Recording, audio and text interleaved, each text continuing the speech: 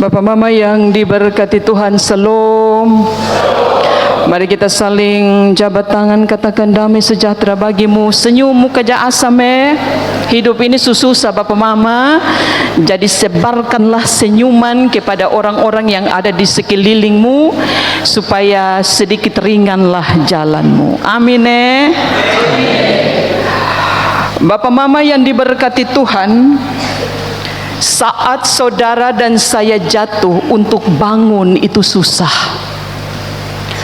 Saat seseorang yang mau berusaha meningkatkan ekonomi keluarganya, ketika dia banyak ditipu orang dan bangkrut di usaha pertamanya, ajakan untuk dia bangun dan kemudian berusaha lagi itu sulit, saudara.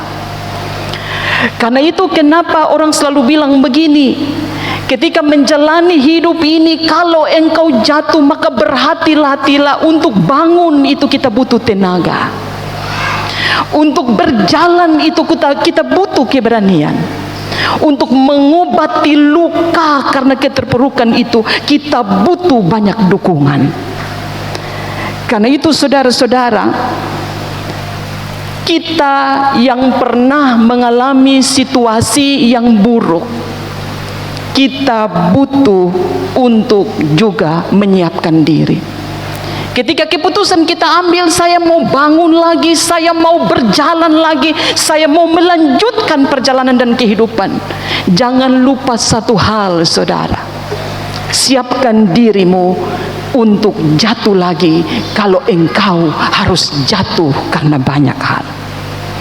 Banyak hal itu orang bangun, tapi dia lupa menyiapkan dirinya. Dia lupa untuk menanamkan keberaniannya. Karena ketika dia jatuh lagi, maka dia bilang, ini jalan terakhir sudah itu. Saya tidak akan maju lagi, tutup buku sudah untuk cerita ini. Saya tidak akan melanjutkan lagi. 70 tahun di Babel itu luka dalam, saudara, untuk Israel. Walau banyak kesaksian bilang kepada kita 70 tahun, orang Israel dan Yehuda itu ketika ada di Babelonia diangkut secara paksa oleh Nebukadnezar, mereka dijamin juga.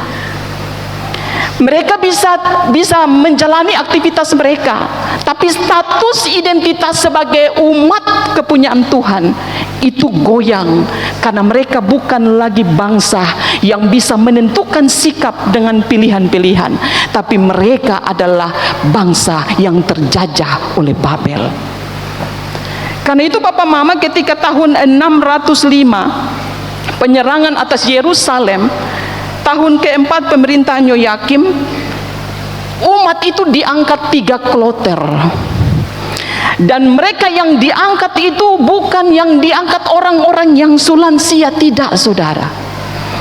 Orang-orang yang Nebukadnezar lihat ini mau mendekati angka usia kematian, maka Nebukadnezar tidak akan mengangkut mereka ke Babel. Usia anak-anak yang tidak produktif, Nebukadnezar tidak angkat, saudara. Dia memilih mereka yang produktif dari segi usia dan tenaga.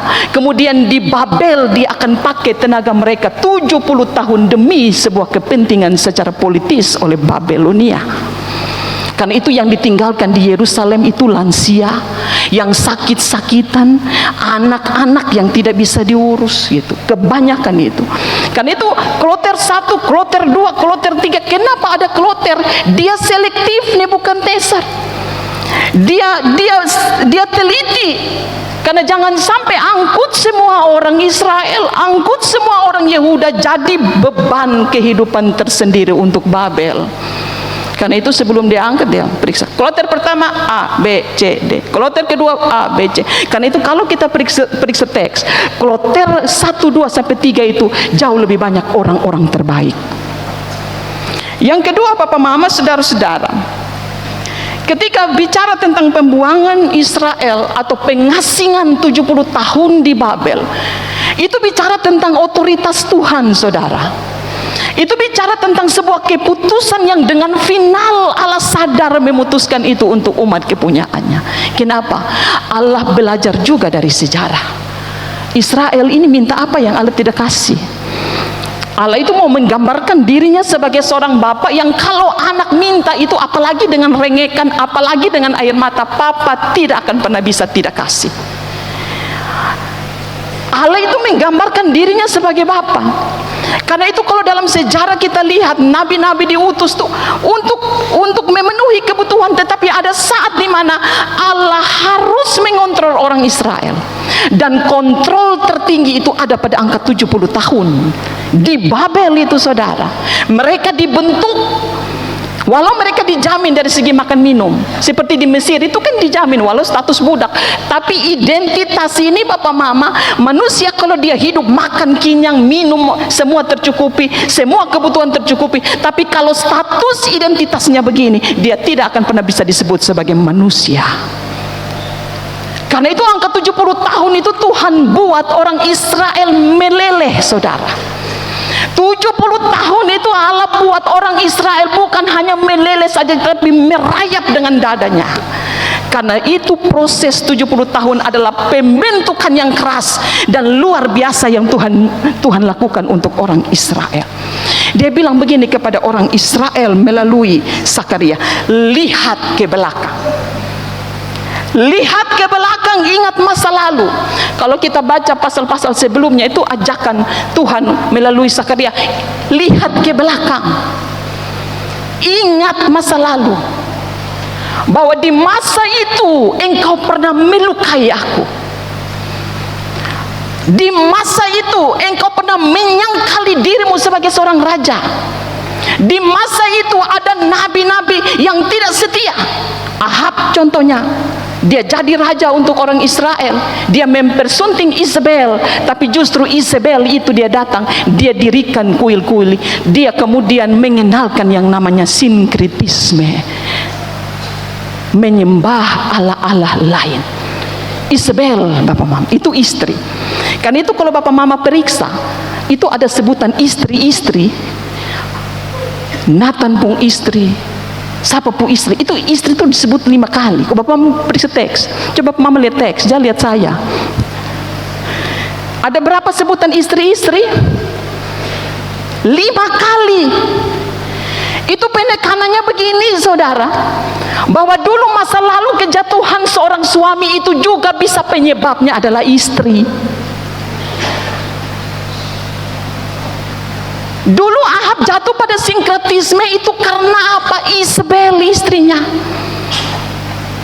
Karena itu kenapa orang selalu bilang perempuan itu ras terkuat di dunia. Itu ras terkuat di dunia. Ada banyak suami-suami yang gila di luar itu karena istrinya. Dia tidak bisa memendam kemarahan suaminya, tapi dia jadi kompor hoax untuk dia suami. Karena itu kadang-kadang kita sampai pada sebuah kesimpulan, dia pu suami baik, ma dia pu istri, bapak tua tuh baik, bet suka dan dia baik, ma dia istri jangan, kalau jingking bunting juga kalah. Karena itu benar istri-istri mendapat penekanan dari Sakaria. Karena istri-istri ini perempuan ras terkuat di dunia, dia mengendalikan banyak hal. Dia juga bisa menyesatkan banyak hal, bahkan menyesatkan suami yang tadinya tidak tersesat. Siapa yang goda Hawa? Siapa yang goda Adam? Hawa. Saya omong saya juga perempuan, kadang juga saya bilang saya ini juga ras terkuat dalam keluarga. Kita istri-istri dong nih, mama-mama dong. Ingat, suamimu itu berhasil atau tidak berhasil tergantung dari dirimu. Amin. Karena itu jadi istri itu tahu apa yang harus saudara lakukan sebagai istri. Kalau suami sumaran, jangan kompor hok dan dia. Kalau suami itu sudah datang dari tempat kerja, dia banting pintu, dia banting depo motor, istri itu berikan kesejukan karena engkau adalah penolong yang sepadan.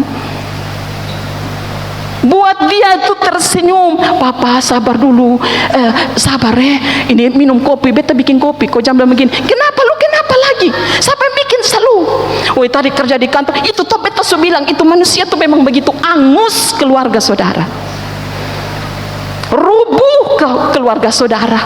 Pertahanan saudara tidak kuat, karena pertahanan keluarga itu bukan hanya dari kepala keluarga, tapi dari istri, karena perempuan itu ras terkuat di dunia. Yang kedua, Bapak Mama saudara-saudara,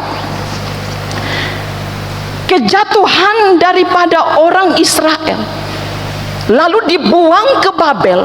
Ingatlah, kloter ketiga itu bukan semua mereka adalah orang-orang yang telah berdosa kepada Allah. Mereka yang dibawa sampai kloter ketiga itu, Bapak Mama, itu ada orang-orang yang taat kepada Tuhan. Jadi yang dibawa dalam kloter ketiga itu bukan semua yang pernah melakukan sinkretisme kepada Allah di Israel, tapi ada orang-orang baik yang harus juga memikul beban dosa dari mereka yang sebenarnya pantas untuk diasingkan di Babel. Kalau begitu saya mau bilang begini, Bapak Mama, dosa pribadi atau dosa personal menjadi dosa komunal yang harus ditampung, yang juga harus dipikul oleh semua orang Israel tanpa lagi memilah mana yang berdosa dan mana yang hidup bersih di hadapan Tuhan. Bapak Mama saudara-saudara, Sakaria mau bilang begini, Babel itu akumulasi dari dosa manusia. 70 tahun itu adalah sebuah angka di mana Allah kumpul. Orang bilang Allah kumpul sehingga dia memuncak dan menjadi sebuah akumulasi dari tindakan-tindakan orang Israel yang tidak berkenan di hadapan Allah. 70 tahun bertaruh lu di Babel. Babel akan membentuk engkau menjadi bangsa yang jauh lebih taat ketika engkau kehilangan identitasmu. Karena itu Bapak Mama saudara-saudara, ketika Sakaria bilang begini, roh Tuhan itu, roh yang dicurahkan itu adalah roh pengasih dan permohonan. Israel itu tidak akan pernah, orang Kupa bilang begini, Israel itu dia tidak akan pernah sadar kalau roh pengasih dan permohonan ini tidak Tuhan curahkan kepada dia. Karena itu kenapa di ayat pertama di bagian firman Tuhan, aku akan mencurahkan roh pengasih dan roh permohonan. Supaya apa? Supaya Israel ini dia sadar benar, lihat ke belakang dan pelajari masa lalumu. Tanpa roh pengasih dan permohonan, Israel buta total, saudara. Israel tidak sadar bahwa ada sesuatu besar yang pernah dia lakukan di masa lalu untuk Allah, bahkan untuk orang-orang yang tidak bersalah, yang juga harus turut terangkut di Babelonia selama 70 tahun. Karena itu Bapak Mama saudara-saudara, roh yang dicurahkan itu menolong Daud dia pun keturunan, menolong semua orang-orang Israel, menolong semua orang-orang dari suku Yehuda untuk paham benar kita harus lihat ke belakang. Walau waktu untuk dipulangkan ke Yerusalem itu sudah tiba ketika Persia mampu mengalahkan Babel. Ketika Persia itu mengalahkan Babel, Raja Kores, Babelonia sudah tidak bisa lagi punya kuku untuk menahan orang Israel. Maka Kores melihat, Kores itu salah satu raja dari bangsa kafir yang justru dipakai oleh Tuhan untuk kasih pulang Israel menuju ke Yerusalem. Jadi yang pulangkan ke Yerusalem itu bukan Babel, saudara. Yang pulangkan orang Israel setelah 70 tahun itu Raja Persia, Raja Kores. Ketika dia mengalahkan Nebukadnezar, dia bilang tidak. Ketika dia mengalahkan raja dari Raja Babelonia, dia bilang pulangkan orang Israel ke Yerusalem, taruh di tempat semula ketika engkau mengambil dia. Raja sudah dikalahkan, Persia bilang angkat, lalu mereka dipulangkan, saudara. Nah, Bapak Mama saudara-saudara, roh ini menolong pengasih dan permohonan. Roh ini menolong orang Israel, Bapak Mama, menolong para pemimpin untuk lihat ke belakang bahwa ada kejadian besar di masa lalu di mana mereka pernah menikam Allah dengan perbuatan mereka. Menikam bukan dengan pisau, saudara. Menikam tetapi dengan sikap sinkretisme orang Israel ketika dia menduakan Allah dengan mendirikan mesbah-mesbah Baal. Itu sinkretisme dan itu wujud penikaman orang Israel terhadap Allah. Orang Israel tidak perlu lupa ini. Walau ketika mereka sudah dibawa pulang menuju ke Yerusalem, mereka tidak hanya melulu berkonsentrasi bagaimana bait ini harus dibangun lagi di Yerusalem. Tapi Tuhan bilang pertama, lihat dulu masa lalu itu, bahwa ada Allah yang terluka, tapi juga ada sekelompok orang yang terluka, yang juga harus memikul beban kesalahan yang bukan mereka lakukan ketika mereka dibuang ke Babel. Siapa yang melakukan itu, saudara? Yang melakukan itu petinggi-petinggi negeri dong. Karena itu kenapa raja, jabatan nabi, jabatan imam itu disebut oleh Sakaria, karena pelaku-pelaku utama dari sinkretisme ini adalah pemegang kepentingan dan kebijakan di tengah-tengah orang Israel.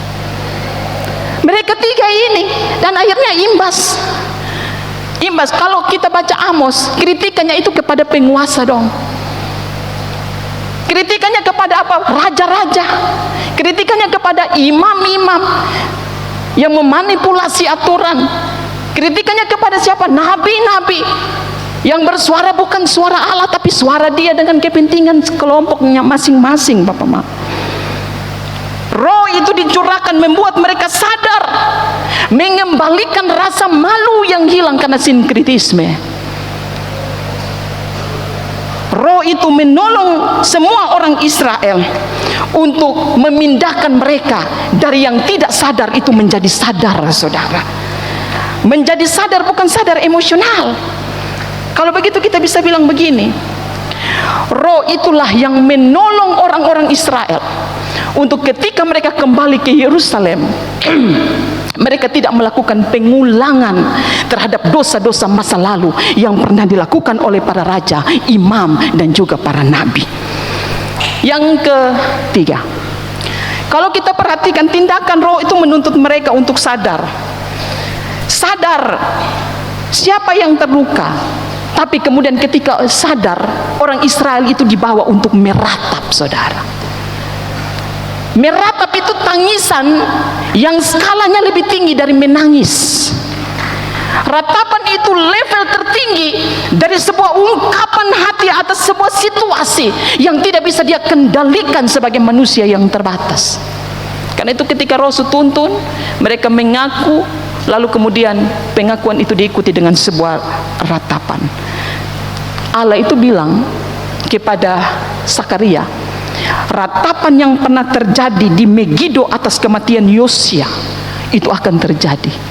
Yosia itu kan dia ingin memberantas mesbah-mesbah, tapi ketika dalam perang dia akhirnya terbunuh. Mereka meratap kepergian orang baik. Jadi di Megido itu ratapan tangisan keterhilangan dari sosok orang baik di orang Israel yang sungguh mereka masih harapkan kehadirannya, tapi kematiannya atas otoritas Tuhan menjemput dia. Tapi saya mau bilang begini, saudara, jika di Megido itu sebuah ratapan kesedihan, maka ratapan yang terjadi untuk orang Israel ketika mereka pulang dari pembuangan bukan ratapan kesedihan, tapi ratapan penyesalan diri. Di Megido itu ratapan kesedihan karena kehilangan seorang tokoh penting dalam sejarah hidup mereka. Tapi ketika mereka keluar dari Babel menuju ke Yerusalem, mereka diajak oleh Tuhan untuk meratap sebagai wujud penyesalan diri terhadap dosa masa lalu yang pernah mereka lakukan melalui pemimpin-pemimpin mereka. Bapak Mama, saudara-saudara, meratap itu mengakui kelemahan. Jadi ratapan versi Sakaria itu, engkau meratap, engkau sementara sedang mau bilang, Tuhan, ini kelemahan saya. Orang Israel diajak untuk meratap supaya mereka meratap tentang semua yang pernah mereka lakukan di masa lalu, termasuk sinkretisme sebagai wujud mereka menikah malah. Karena itu kenapa ratapan bagi Sakaria itu harus dilakukan, bukan hanya keturunan daripada Daud, tapi semua orang Israel itu wajib meratap karena dosa masa lalu yang harus disesali. Bapak Mama, saudara-saudara, apa aplikasinya? Yang pertama,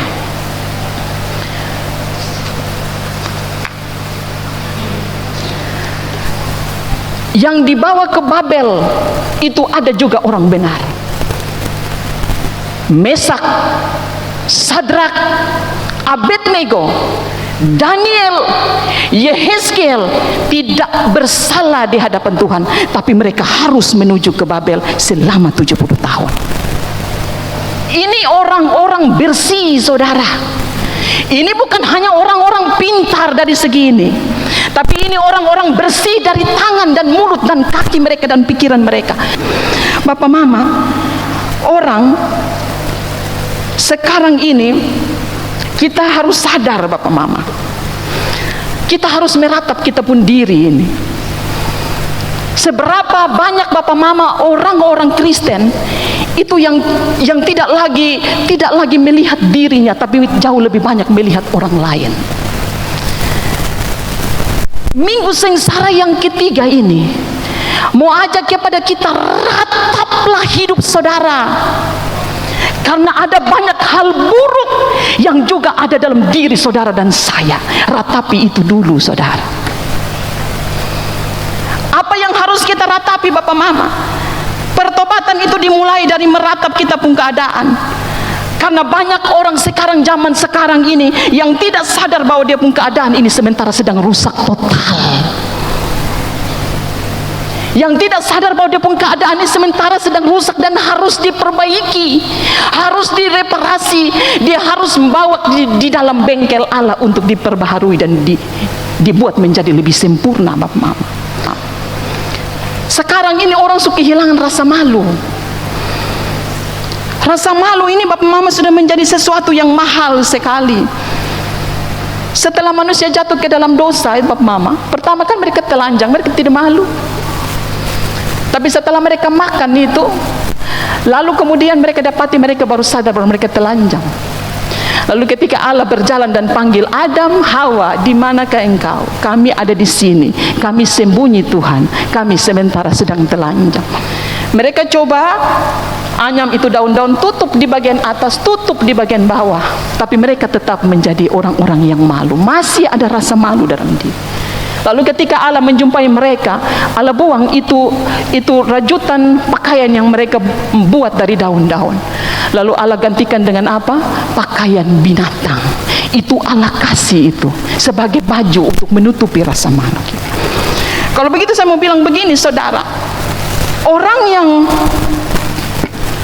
yang betul-betul mengaku dekat dengan Tuhan, itu harus ditandai dengan rasa malu, bukan kau bangga. Bangga kau cerita begini, wih kemarin beta minum laru itu 1 drum. Bangga papa. Nanti lever sunai begini, baru kau mulai, aduh, ini ada orang yang suangi ketong. Padahal laru yang suangi besong tanpa sadar. Minum minuman keras, lalu kemudian kulit mulai sedikit menguning. Ini ada alat matmolo dari mana yang sudah datang ke kuti ame betong. Padahal itu laru, padahal itu minuman keras yang berlebihan. Daya tampung kita, saudara, dalam tubuh ini ada kapasitas. Minum boleh, tapi dia punya kapasitas, saudara. Karena itu kalau kapasitasnya sudah over, tubuh mengirim sinyal-sinyal. Organ-organ tubuh mulai mengirimkan, dia tidak lagi produksi secara baik. Dia itu kasih sinyal. Bukan kau saudara kasih bilang itu sinyal bahwa ada alat matmolo yang kirim kasih kita. Saudara, betul itu alat matmolo dong juga adalah. Kita harus mengakui kekuatan dunia ini juga ada. Tapi jangan semata-mata melulu ketika saudara sakit hanya pekerjaan alat matmolo. Kan kesian itu alat matmolo juga. Dia disalahkan terus. Saudara pun kulit kuning dia dikasih salah. Saudara kecelakaan, alat matmolo dikasih salah. Saudara dapat kena bencana, saudara bilang alat matmolo. Saya tiap hari hanya 10 nama saya yang disebut, padahal saya tidak buat. Walaupun juga dia bisa membuatnya, saudara. Karena itu Bapak Mama, kita selalu bangga dengan kesalahan-kesalahan yang kita lakukan. Kita omong itu dengan bangga. Saya pukul dia pemulu picah. Saya omong dia langsung menangis. Lu tahu toh beta kalau omong sentahan nah. Beta pergi, beta masuk dia rumah, pukul dia di rumah. Dengan bangga kau melakukannya, saudara, tanpa rasa malu. Dunia sekarang ini sudah begini, saudara. Karena itu hanya orang-orang yang dekat dengan Tuhan yang punya rasa malu ketika melakukan dosa. Orang yang tidak punya rasa takut dengan Tuhan dan tidak punya roh Allah, dia akan dengan bangga melakukan dosa-dosa itu. Sampai kerjaan, makanya dia turun dari posisi toh. Apalagi menerima legitimasi dari orang-orang sendiri. Wih, lu hebat wih, lu memang menyala abangku. Orang Renson bisa geser dia, malu bisa. Oh, tahu toh. Beta ini diam-diam begini mah, gerilya. Di bawah air jo beta bergerak, di bawah tanah jo beta bergerak. Tunggu papa kok ala gerilya dulu. Karena itu saya mau bilang begini, saudara. Rasa malu itu penting. Dan rasa malu itu hanya datang dari Allah. Kalau roh itu sudah tidak ada dalam diri saudara, rasa malu pun akan terkikis dan pelan-pelan hilang dalam hidup saudara.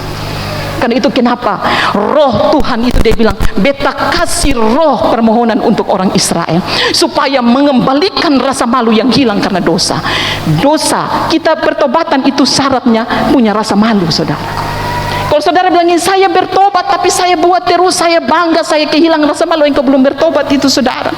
Karena itu mari saya ajak kita di minggu sengsara yang ketiga ini. Satu gambar, Kak Rusli.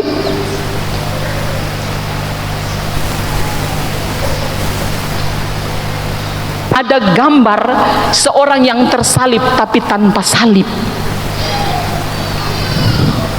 Orang yang tersalib tapi tanpa salib. Kak Rusli tayangkan gambarnya. Sudah kok? Oh ini belum, mungkin ada error sedikit. Tapi saya mau gambarkan begini Bapak Mama. Kita akan melihat ada orang yang tersalib tapi posisinya tidak ada salib. Itu saya mau bilang begini. Ada banyak orang yang melakukan banyak hal. Kita menyalibkan orang, tapi salib itu adalah datang dari kita. Kita yang menjadi salib bagi orang lain, sehingga orang lain tersalib. Yang sebenarnya dia tidak pantas untuk disalibkan, tapi dia harus tersalib karena saudara yang memasang salib itu melalui diri saudara. Sakaria menunjuk kepada yang tertikam itu adalah Allah di dalam Yesus Kristus yang tertikam itu. Bahkan Yohanes juga mengatakan yang tertikam itu adalah Yesus Kristus. Dia disalib itu kan bukan karena dia pengulah saudara, tapi karena kita. Salib itu simbol kita. Kita yang buat Yesus itu tersalib. Kita yang juga bisa buat orang lain tersalib. Kita bisa buat juga orang lain itu menderita dalam kehidupannya tanpa sengaja, dengan apalagi dengan rasa bangga. Karena itu Bapak Mama, orang yang tersalib, apalagi kalau kita menjadi salib yang kemudian menyalibkan orang yang tersalib itu, maka saya mau bilang berhati-hati, karena engkau sementara sedang diajak untuk melihat dia yang tertikam. Dia yang tertikam karena dosamu, dia yang tertikam karena mulutmu, dia yang tertikam karena dua tanganmu, dia yang tertikam karena pikiranmu. Kita menikam orang bukan dengan pisau sekarang saudara, tapi kita bisa menikam orang itu dengan kata-kata kita yang menyakitkan. Kita bisa menikam orang itu bukan lagi dengan kelewang, tapi kita bisa menikam orang itu dengan dua tangan kita yang membuat mereka sulit untuk menyembuhkan trauma dan luka yang membutuhkan waktu yang panjang untuk disembuhkan. Mari saya ajak saudara pandang dia yang tertikam, supaya saudara menata kita pun hidup, supaya saudara itu ditolong oleh Tuhan, memiliki roh untuk menyadari dosa kita dengan rasa malu. Jangan pernah saudara bangga untuk dosa-dosa yang pernah saudara lakukan untuk orang lain. Amin.